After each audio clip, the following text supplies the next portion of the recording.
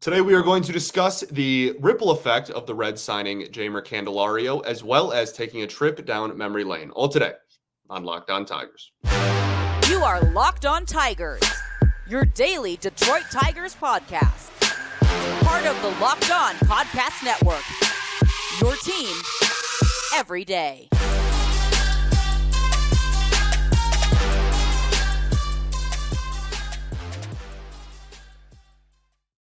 What is up, everybody? Welcome back to another edition of Locked On Tigers. I'm, of course, your host, Scott Bentley. Today is Friday, December 8th, 2023. Thank you so much for making Locked On Tigers your first listen every single day. We are free and available wherever you get your podcasts, including YouTube, part of the Locked On Podcast Network, your team every day. Today's episode is brought to you by FanDuel. Make every moment more. Right now, new customers can get $150 in bonus bets with any winning $5 moneyline bet. That's $150 if your team wins. Visit FanDuel.com/lockedon to get started. Alrighty, well, welcome back. Hope everybody is having a fantastic week. Happy Friday to all. So on today's episode, we are going to discuss Jonathan India, and after they signed Jeimer Candelario, there is kind of this discussion happening within the fan base of, well, if there's an odd man out in Cincinnati, it's probably Jonathan India. Is there a fit here? Because he's played third base before. The Tigers could always use another infield bat. What would that possibly look like? So we're going to have that conversation. And then afterwards, we are going to do something that is a little more lighthearted. I have kept score at just about every baseball game I have been to since I was 7 or 8 years old. I think 7. And so I just have this giant stack of lineup cards and scorecards that I've kept over the years. And most of them are obviously from Comerica Park and Tigers games, but there's, road games I've been to. I think I've been to 20 of 30 parks. So there's, I see a Cardinals one in there, Cubs, etc. I see a Central Michigan University one in there. There's a CMU ball game I went to. Actually, that game I went with my freshman year roommate and Jake Berger, Chicago White Sox. Jake Berger was on Southern Mississippi, I want to say, or Southern Missouri, maybe Missouri State, whatever college he went to. Played Central in a doubleheader, and that's the lineup card for that game. He went off. He had at least one home run. So it's something that I've talked about doing. Well, a listener actually brought up about like 2.5 years ago when I first took over this gig. 2.5 years already. Yeah. I had a listener find out, and I had mentioned that I kept score at all these games and wanted me to just pick a couple of scorecards one episode and go through it. And I have just never done it. And this week has been a very I know it hasn't been super busy as far as moves go, but it's been a very exhausting and busy week as far as conversations and keeping tabs on everything. And genuinely, to cap off winter meetings, we have flipped every stone throughout the week. Now, there's still plenty to discuss with the offseason, and we will get right back on the horse and talk about all the normal Tigers offseason stuff next week. We're going to have a mailbag at some point next week. So we have plenty more to discuss. We're definitely not out of ideas to talk about, but as far as this week goes, we really have talked about everything winter meetings and Tigers related here. And they didn't even really, there wasn't everybody went home Thursday, so there wasn't anything else. So we're going to do that after the India conversation. We're just going to look at some old scorecards because it's a Friday episode. It's a December Friday episode. Why not have a little bit of fun with it? Okay. First time we've done it. Let's start with Jonathan India though. And, as I said, when looking at the Reds roster and their 40-man roster specifically, you pretty quickly realize that they have a lot of talent in their infield. There's not enough spots for all of those dudes to play. So I think the general consensus is that Jonathan India is the odd man out, but that also means that he's probably the least valuable in a trade. But that doesn't mean that a trade still doesn't make a lot of sense for the Reds. I think that it does. I know that we're having this conversation more so of just does this even make sense? I have not heard anything about the Tigers being super interested or whatnot. But there's a lot of smoke from the Reds camp, at least, that hey, they might move this guy. So I think it's worth the conversation. We talked about it earlier in the offseason as well. This is not the first time that Jonathan India to the Tigers conversations have gained steam. But I want to talk about his profile, talk about like, does it even make sense to bring him in? He is a guy that does not chase pitches, and that like inherently is going to make people raise their eyebrows and go, oh, Scott Harris, does he like him then? Had a walk rate of almost 10% this past season, a strikeout rate of just over 20%, both of those well above league average, a chase rate that was in the 93rd percentile. Only 7% of hitters in all of baseball were chased fewer pitches amongst qualified hitters. He was also in the 81st percentile in sweet spot percentage, despite his numbers not being fantastic. He was about a league average hitter with almost a 10% walk rate. Nothing wrong with that. He had a 745 OPS, 407 slug, 338 OBP, and a 244 batting average, had 17 home runs. In 2022, he had a 705 OPS, a slugging percentage of only 378, and only 10 homers. And then 2021, obviously, had the 835 OPS, 21 home runs, has one Rookie of the Year. Got off to a really, really nice start to his career, and then has kind of cooled down a lot the last couple of seasons. His career OPS is now 769, and has been lower than that each of the last 2 years. So I don't want to say I'm on the fence with it. I'm not super passionate about acquiring him. Something that is worth noting, right? Jonathan India, OPS 745. Would anybody like to take a stab at Andy Ibanez's OPS in 2023? That would incredibly be 745. Now, I'm not here to argue that if you played, next season, that Jonathan India would not have better offensive numbers than Andy Ibanez. My money would probably still be on India just because he walks significantly more than Ibanez does, and Andy Ibanez prior to this season had been like a 4A player most of his career and is 30 years old. India was a number 5 overall pick, was phenomenal at Florida, like has a lot of talent, obviously. But the numbers the last 2 years have not been substantially better than the production at the plate that you would get out of Andy Ibanez / Matt Vierling. And like, that's what we're looking at. That's what we're staring down right currently, being the third base situation. So does that, again, that doesn't mean that like if we acquired India tomorrow, I'd be upset about it, or I'd be like, this is so stupid. We have, better hitters than Andy Ibanez. Not what I'm saying, not what I believe. But just from a pure production standpoint, it's not a substantial improvement over the last couple of years. Now, if you believe that there's something that you can fix, if you believe that there's something that you can tap into to make him revert back to his phenomenal 2021 season where he had a 269 average, a 376 OBP, and a 459 slug, which again, for a second time, was an 835 OPS in a full season as well, then that's your front office's job to try to find talent that you think you can get the most out of. I think it's far from a slam dunk. And I think that what you would have to give up, because this is, even though he hasn't been as good, again, this is a league average hitter that has 3 years of control left and has won Rookie of the Year and put up really good offensive numbers before. This is not just going to cost you nothing. It's not going to be the highest price tag in the world. I'm not trying to be too over dramatic about it either, but like it's not going to be nothing. Those years of control we talk about all the time on this show, years of control like rule all, that they determine value more than just about anything else. And so that's something to keep an eye out for sure. Okay, let's keep the ball rolling. I got a few more things I want to talk about in regards to India, his fit on the Tigers, etc. And then, like I said, we'll get on to some more fun, lighthearted Friday type of stuff right after I tell y'all about our friends over at FanDuel.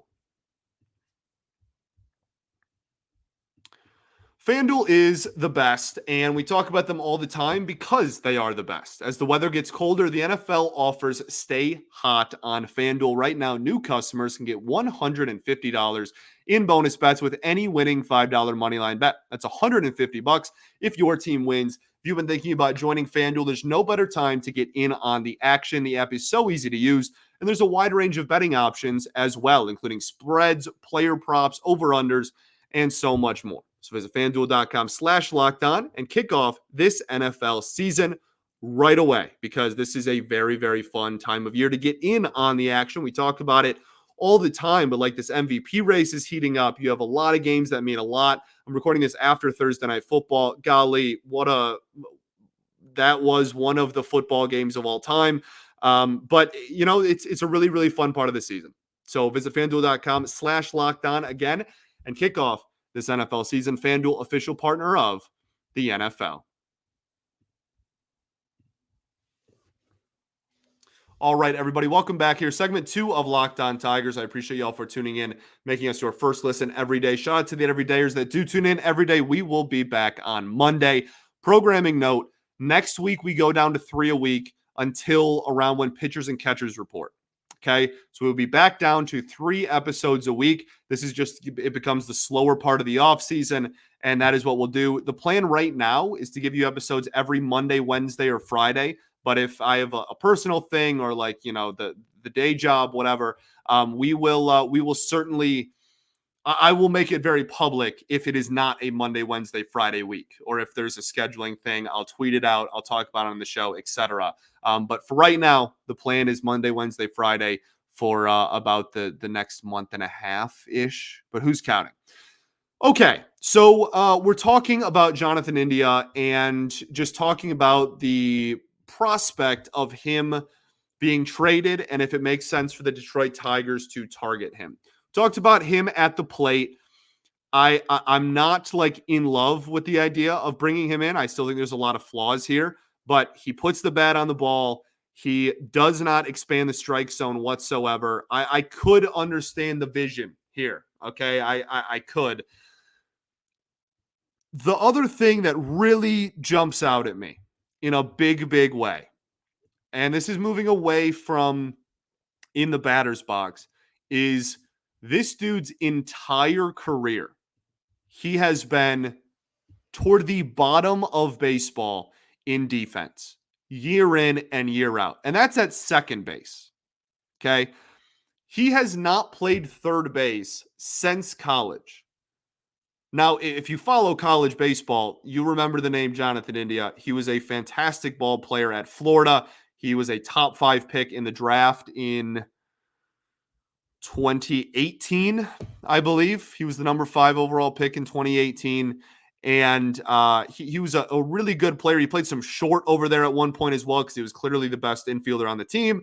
Like but that's college, and that's a lot different than moving over there. And you're talking about 5-6 years removed from playing third base. He's played second base as a pro, and he has not been very effective as a second baseman either. His arm strength, year in and year out, bottom of baseball. Not exactly a huge jump out of, pop out of the paper candidate to move a guy from second to third who doesn't have a good arm. And this past season in 2023 had a -6 OAA at third base, 8th percentile in outs above average. 2022, 3rd percentile in OAA with -10 outs above average. And even his 2021, where he was so good in the batter's box, 5th percentile OAA, -7 range over at second base. So I think like he's going to be a good base runner. That's like a big thing with him. He's a very good base runner. He's pretty fast, but pretty smart on the base paths. He has certainly a higher ceiling than anybody you're going to put at third base, before Jace Young gets called up. Absolutely true. All of that is true. I'm just the risk reward of him being your third baseman. And then like, what if everything goes like catastrophically wrong is just like my first reaction to like any move this organization makes just because of how the last 8 years have gone. And maybe that's not fair on my part. Now I will openly admit that maybe that's just not fair, but like, what if this guy is just a 720 OPS, really bad defender, like liability level defender at third base for the next 3 years? And you traded assets to bring him on. I really have serious concerns about bringing him in. And the production that the Tigers got out of third base last year, is not substantially worse than what he did last year. But I am openly admitting he has a higher ceiling before everybody gets mad. Now, if you want to leave him at second, okay. I don't think the Tigers organization believes that Colt Keith is going to be a third baseman at the major league level. Now, if I'm completely off base on that, and tomorrow the Tigers trade for India, and guess what? He's the second baseman of the team, and Colt Keith is going to play third on opening day. Awesome. Let's see what happens. But that's a guy who's believed to be a negative defender at third, a guy who is objectively been a negative defender his entire career at second, and one of the worst defensive first basemen in baseball last year in Torkelson at first, outside of scooping. That's not included in the range metric. Okay. And then you have Javi, who was one of the best defenders in baseball, but also has a million errors every season. That would be your infield going forward. And the offensive upside to justify that defensive infield is probably like not worth it. I don't know. I have serious concerns about it. But at the end of the day, I am so much in the camp of like, you need to improve this team's offense. You have pitching. I want you to get more pitching. I want you to continue your pitching depth. I need offense. I need more offensive upgrades. This team's offense has not been good enough over the last 2 years for me to just like do nothing. So if you believe that you can find that in him, I will reserve judgment. But those are my concerns with bringing him in in the same breath. Okay? Hopefully I articulated my point there well. Not like against it, but would have serious concerns until I saw it on the field. Okay? Let's take a look at some old scorecards. That's fun, right? I don't even know where to start. I'm just going to grab like a bunch off the top here. I just have a giant stack. And there's, man, one of my favorite things to do, even more so than just like, than going through like all of the cards individually and like the games, is just like the cover changes over the years, right? Like this one was really cool. This was the 50th anniversary of 68. So this is 2018. Here's a Twins game I went to. Here's a Brewers game I went to. Here's a White Sox game I went to. There's a Phillies game. This is a cool Tigers one. 2017. You got Verlander still. V-Mart. Michael Fulmer. Rookie of the Year, Michael Fulmer. Let's take a look at that one. 2017 was a weird year just with all the turnover and the fire sale happened. So I'm interested to see where what the result was here. Wow. Well, K-Rod pitched, so that should tell you something off rip. This is the Tampa Bay Rays against the Detroit Tigers. So here's one of my biggest issues is I very rarely date them, and that's something I've always been really bad about, and I wish I could go back to being like 7 years old and tell myself, hey, date these for the rest of time. Because I don't think that on the scorecard it gives you the date. Oh, well, no, those are the rosters as of. Yeah. But we can look at this game. So sometime in 2017, Michael Fulmer with the start goes 6 2/3, 6 hits, 3 earned runs, 4 walks, 3 strikeouts. Not a great day at the office. Alex Wilson, first out of the pen. K-Rod finishes it. Shane Green gets the 8th inning. Longoria is still in Tampa. Colby Rasmus in the outfield. Wow. The Tigers, oh my goodness, what a lineup. Batting second. Everybody guess who batted second this game. If you guessed Alex Avila, you are correct. This lineup is Ian Kinsler, Alex Avila, Miguel Cabrera, Victor Martinez, JD Martinez, Justin Upton, Ryan Presley. Not Ryan Presley. What was his name? Oh my gosh. Ryan Presley's the pitcher. And then Andrew Romine, Mikey Matuk, Jose Iglesias, and then Nick Castellanos got a pinch hitting opportunity in this game. What a lineup. What was his name? Alex Presley. Why is Alex Presley batting 6th? Well, he got a hit in this one. He went 1 for 4 with 3 strikeouts and a knock, baby. Let's go. He played in 2017. He played in 71 games for the Tigers. He had a 770 OPS and then never played Major League Baseball again. Goodness. Hopped around in AAA the year after for 2 different franchises, but didn't hit very well. Hit 314 with a 770 OPS in 71 games for the Tigers. Played all 3 outfield positions, played a lot of center field, played center in this game. Wow. That's wild. Miguel Cabrera hits a home run in this game. There we go. Miggy with a homer. Why don't I have the final score anywhere? I'm going to have to count these manually. 1, 2, 3, 4, 5, 6, 7. No. 1, 2, 3 to 1, 2. Okay. Wow. 3-2 final. Fun. Fun game. Super fun. Oh, Chris Archer on the mound. Oh, I feel like I remember seeing a Chris Archer performance. They all kind of blend together at some point. Wow, what a ball game! Shout out Alex Presley, man. Over 300 hitter for the Detroit Tigers in 71 games in 2017. Good for him, man. Okay. Oh my gosh, this says 2005. I would have literally been 7 years old. Okay. Let's get into a couple more, and then this also might be terrible radio. It's probably a little bit better on YouTube, I would hope. I apologize if this is like awful content, but I just it's something that I haven't got around to doing since being on the show, and it was a listener's idea a couple years ago, and I've always wanted to do it. So we'll be back with more right after this.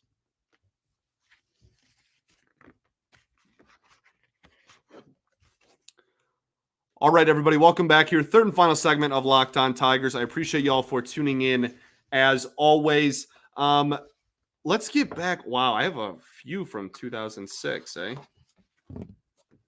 Wow. Yeah. The 2006 one, this is pretty cool, though. I like the orange. We got Pudge here, Guillen, Bondo, Placido Polanco, Maglio with no long hair, but it's also 2006. That's kind of wild to me. Okay, let's just reach into the grab bag here. 2011. Oh no, this is 2014. This is an awesome scorecard. The design for this one's awesome. It's like the 4-peat division champs. That might mean it's 2015 then. Oh, there you go. 2015. Yes. 2015, rough year for the Tigers, but that was an injury bug year. That was the year where like everybody got hurt. Miggy had an injury. Verlander had an injury. And they kind of got back on the horse. And I remember they missed the playoffs by they were in it on the last series of the season in 2016. But 2015, rough year, obviously. This one is against the Baltimore Orioles. Nick Castellanos pinch hitting in this game again. Ian Kinsler was ejected in this baseball game. Anthony Gose hit second. Wow. Oh my gosh, Kraus, dude. I forgot about him. What was his last name? Or his first name, rather. Was it Mark? I feel like it was Mark Kraus. He played first and then like corner outfield a little bit. Yeah, he played 12 games for the Detroit Tigers total. He only played he only played in 146 Major League Baseball games, 12 of them for the Detroit Tigers. Did hit a homer. Was it this game? No, that would have been cool. Had a 394 OPS in those 12 games for the Tigers. Goodness gravy. Mark Kraus, 12 games as a Tiger, and we were there for one of them, baby. Unbelievable. So Kraus is at first base here, which means this Miggy's hurt this game.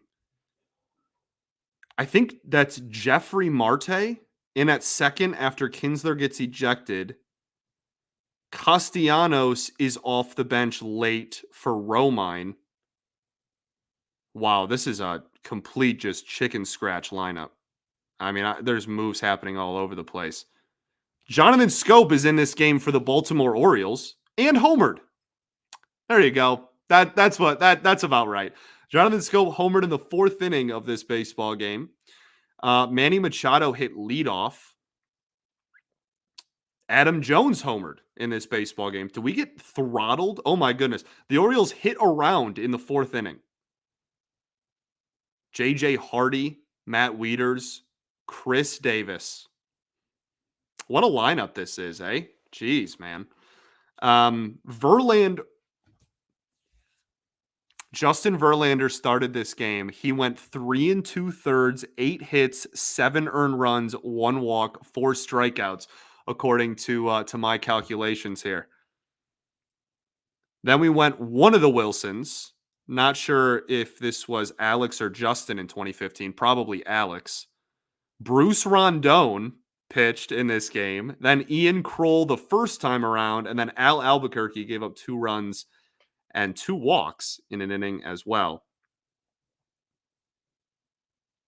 Oh my goodness, the Tigers used so. Oh wow, Natali Feliz pitched in this game. Okay, that just ruined my day. Anthony Gose hit second. This is so long ago. Anthony Gose has changed. He is a pitcher now. Alex Avila in this lineup too. Wow.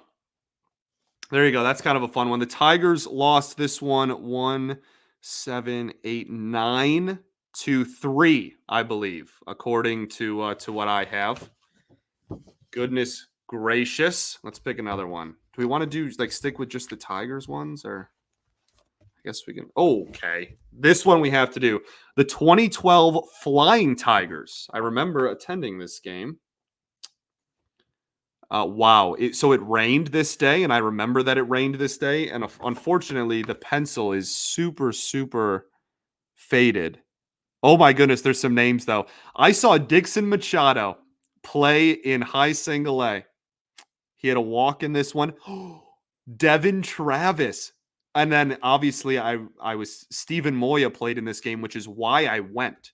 I was such a believer in Stephen Moya that I was in Lakeland visiting family. I had family like close-ish to Lakeland, and Stephen Moya was like the Flying Tigers were in town, obviously, and we're playing at home. And I wanted to see Stephen Moya. Like, that is why I went. But Devin Travis was also, I loved Devin Travis. I was so upset when we traded him to Toronto. Stephen Moya had a single, a strikeout, a triple, a flyout, a triple, and a fielder's choice. I'm not sure I'm believing he had 2 triples. I'm questioning the scorekeeper on this one, even though it's myself. I don't know if I buy Stephen Moya 2 triple performance, but maybe a double and an error or something in there that I didn't write down. But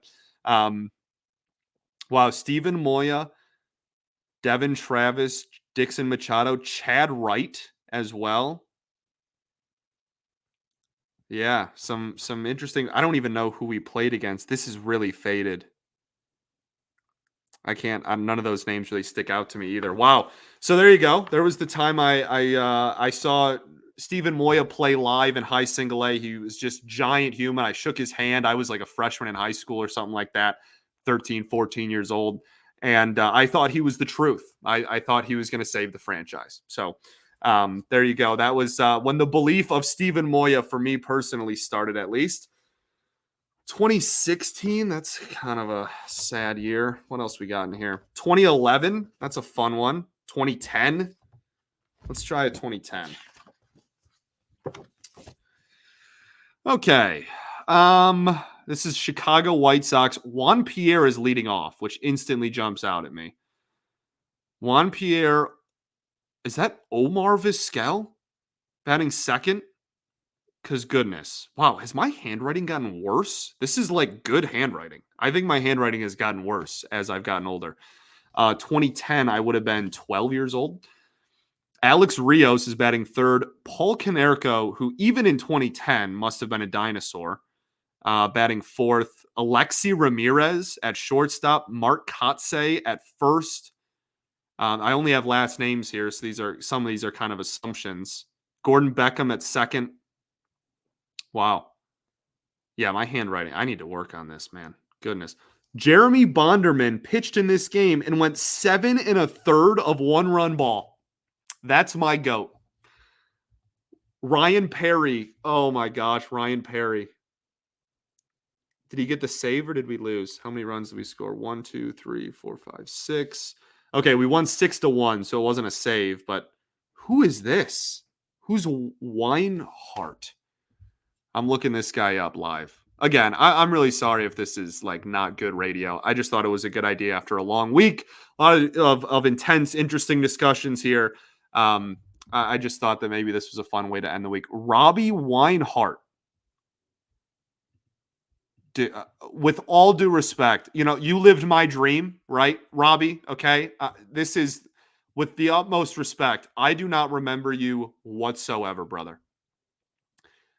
He had a 6.14 ERA in 28 games. He only pitched 29 innings out of the bullpen in 2010, and then appeared in just 2 games and gave up 2 runs in an inning and 2/3 in 2011, and never played Major League Baseball again. He only played for the Tigers organization.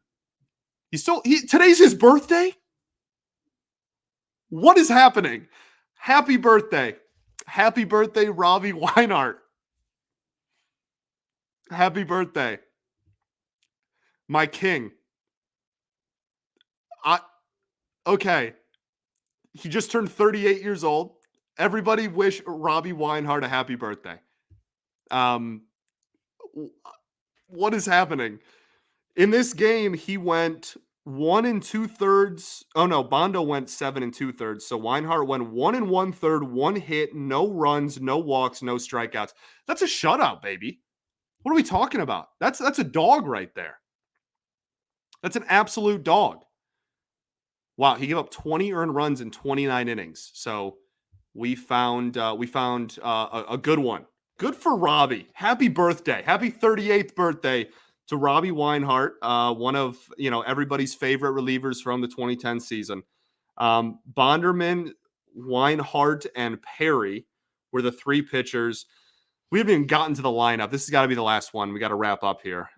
If this is really fun, then we can try and do it again throughout the off season. We definitely won't have time during the regular season. If this is lame and dumb and bad radio, then please tell me. I won't be offended. I just want to know what's good radio and what's not. Tigers, this is a win, which is good. Austin Jackson leads off. Will Rhymes bats second. This is a Jim Leland lineup if I have ever seen one. My goodness. Austin Jackson, Will Rhymes, Johnny Damon, Miguel Cabrera, Brennan Bosch, Johnny Peralta at third base, by the way, Ryan Rayburn in left, Alex Avila behind the dish, and Ramon Santiago at shortstop. That is the definition of a Jim Leland lineup. There's an argument your 2 worst hitters are batting second and third. Hall of Famer, by the way. And we won the ball game. It worked. Okay. He's the GOAT. Damon probably not. Yeah, that's wrong. Will Rhymes, though, batting second is ridiculous. That's hilarious. He went 1 for 5. Johnny Damon went 2 for 5. Austin Jackson 0 for 5 with 2 Ks. Sounds about right. Not slander, though. Austin Jackson is the man.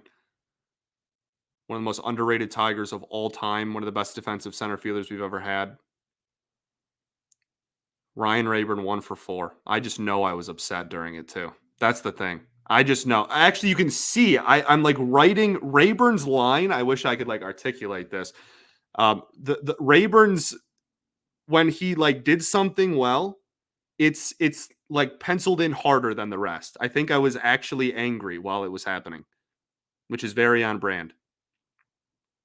What a ball game. Yeah. Well, Harold Baines was a coach for the White Sox this year. Hilarious. Ozzie Guillen's still the manager. Andrew Jones. Oh my gosh, that's Andrew Jones. The 8 hitter for the White Sox, I saw Jones, right field, number 25, and I was like, oh, that could be anybody. That's Andrew Jones. And Bobby Jenks was still in this bullpen. Unbelievable. Didn't pitch in this game, though. Okay, we got to wrap up. I'm already way over time here. hope that was somewhat enjoyable. Thanks for making Locked On Tigers your first listen every single day. I appreciate you all greatly. Shout out Robbie Weinhardt, and we'll see you Monday. Peace and love. Going to therapy's dope. I'll catch you all then, baby. One last thing. We will have a mailbag. I believe it'll be Wednesday. So don't send in your questions on this one. We'll talk about it again Monday.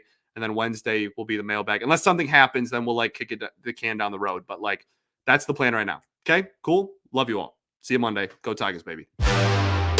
That was the wrong button. Go Tigers.